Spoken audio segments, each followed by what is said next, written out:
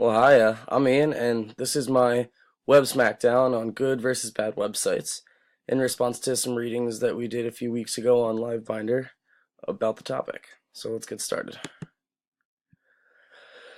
Uh, so I picked a title that I thought may seem witty, but I don't know, that's for you to judge. So after going through the readings, I chose some quotes that kind of depicted what I thought were the most important components of a good versus a bad website. And I put those quotes at the top of the slides as we go through, so check those out. The first one is websites should be updated regularly. Stale websites say been there, done that. So to compare this component, I used two different websites that I would normally be visiting. One is Buffalo Wild Wings in Mays Landing, and the other one is Primo Pizza in Brigantine. And you're gonna find that when you go through these two websites, and I took some screenshots here to show this, that Buffalo Wild Wings updates regularly because they're a sports bar and restaurant, so they have a lot of different games going on at different times. It'll bring different kinds of customers in, so they want to keep that updated on their webpage, as you can see here. Um, you can see that they'll have different dates they're going to go throughout the month and everything like that, but they will be constantly updating these so their customers can know when their game is on so they can get there at the right time. And over here, you're going to see the Primo Pizza webpage.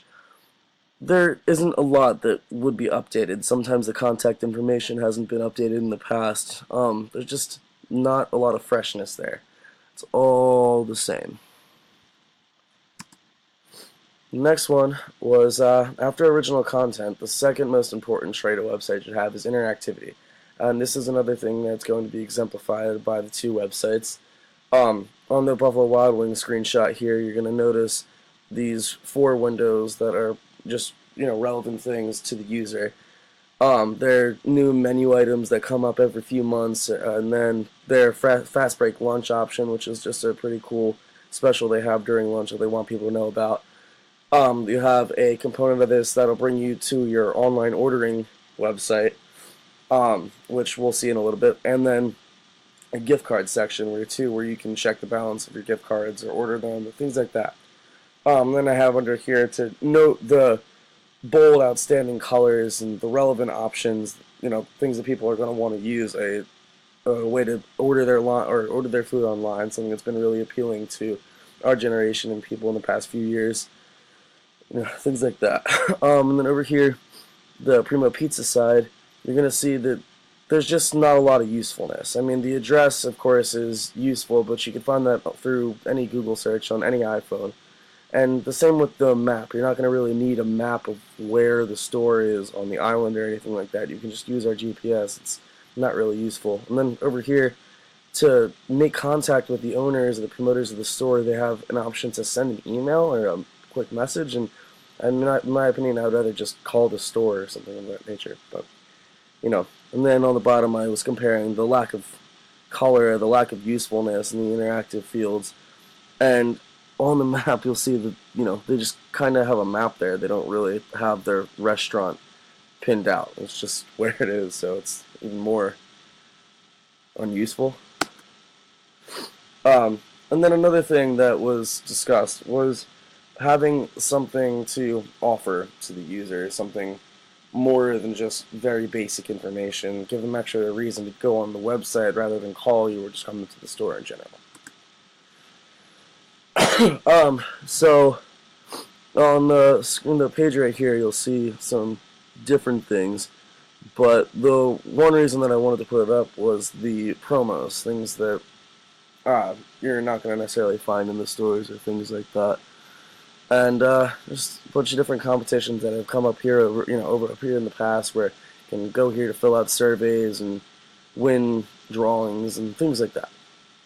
I'm going to go over to the website and I'll show you a little bit of how it works.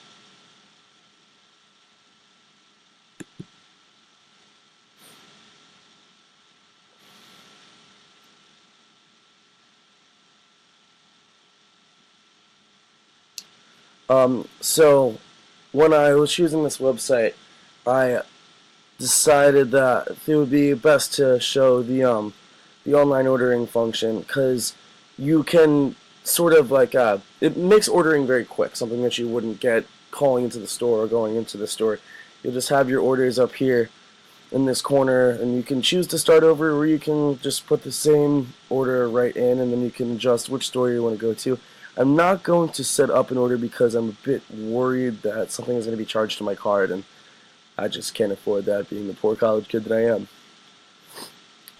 So yeah, let's go back to our slideshow and we'll take a look at Primo.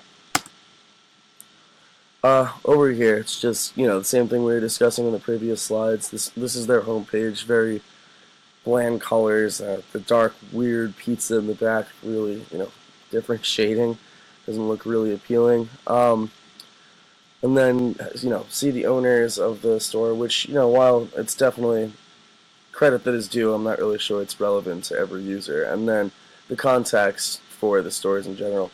There's just not a lot there. There's no promotions. There's no online ordering function that makes anything easier or any quicker for you being a user of the website as opposed to just going into the store. Let's take a look at the website.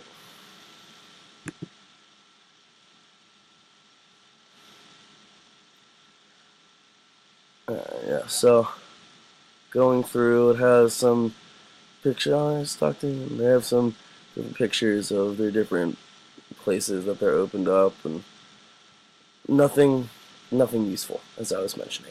But